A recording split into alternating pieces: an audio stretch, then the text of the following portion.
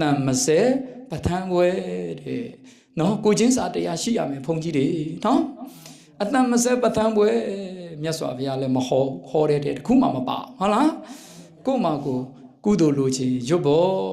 အေးအတန်ကြဲကြဲလေးရွတ်ရင်တော့အလိုက်သိရမယ်လေဒီချိန်ကအဲ့ချိန်လားဟုတ်ပြီလားအဲ့ချိန်ရောက်ပြီဆိုရင်တော့ပထန်လေးကိုလော်ဒီမဖြုတ်သင့်ဘူးလားဗျာကိုကြောင်ပတ်ဝန်းကျင်တော့ကြားယုံတော်ပြီပေါ့ဟုတ်ပြီလားရက်ကွက်တဲမှာသွားပြီးအတန်ကြီးစုနေကောင်းပါမလားလူတွေကိုအကုသိုလ်ပေးတယ်လို့ဖြစ်ကုန်တယ်ဟုတ်ပြီလားလူတွေပြစ်မှားရင်လူတွေအကုသိုလ်ဖြစ်ပြန်ကောဘုန်းကြီးတွေပညာတတ်ဖို့လိုတယ်ဘုန်းကြီးတွေဟုတ်ပြီလားအသိဉာဏ်ရှိဖို့လိုတယ်ကိုချင်းစာတရားတွေရှိဖို့လိုတယ်ဟုတ်မလားတော်ပြီပေါ့10နိုင်လောက်ဆိုပိတ်လိုက်တော့ပေါ့အလောက်អော်ချင်တယ်ဟုတ်တယ်မလားအေးစပ်ပြီးတညလုံးရွတ်ချင်တယ်ကုသိုလ်လိုချင်လို့ရွတ်တယ်ဆိုရင်လည်းနားလဲပါတယ်မိုက်ဖြုတ်ဘောက်တွေဖြုတ်ဟုတ်ပြီလားဒီတိုင်းပဲရွတ်ဖို့ဗျာမကောင်းဘူးလားကောင်းလားအေးဦးဇင်းတို့ဘုန်းကြီးတွေကိုလည်းအတိပေးဖို့လိုလာတယ်ဟုတ်ပြီလား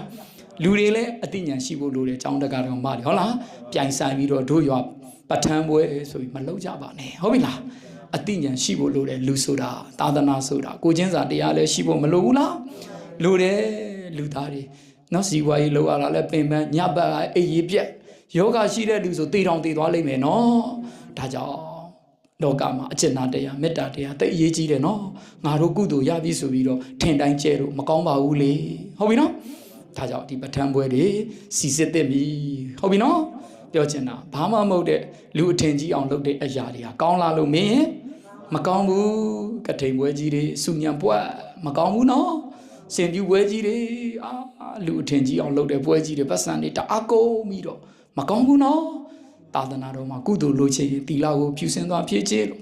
နော်မေတ္တာတွေစီးဖြန်းလို့ဗုဒ္ဓဂုဏ်တော်တွေနှလုံးသားမှာထုံမွမ်းလို့အိုးကုသိုလ်တွေအဲ့ဒီထက်နိုင်စားလို့မရအောင်ကုသိုလ်ပါရမီကြီးလားမကြီးဘူးလားပတ်စံတစ်ချက်ကုန်လားအဲ့ဒီပတ်စံမကုန်တဲ့ကုသိုလ်တွေကိုတို့တကားတော်မတွေပြုလုပ်တတ်အောင်ဦးဇင်းတို့ကပြောပြနေပြီနားလဲလားဦးဇင်းပြောတာသဘောပေါက်သိပြီမဟုတ်လားဒီချိန်မှာနားလဲသိပြီမဟုတ်လားအေးအဲ့ဒါသဘောပေါက်ရမယ်နော်ဟုတ်ပြီ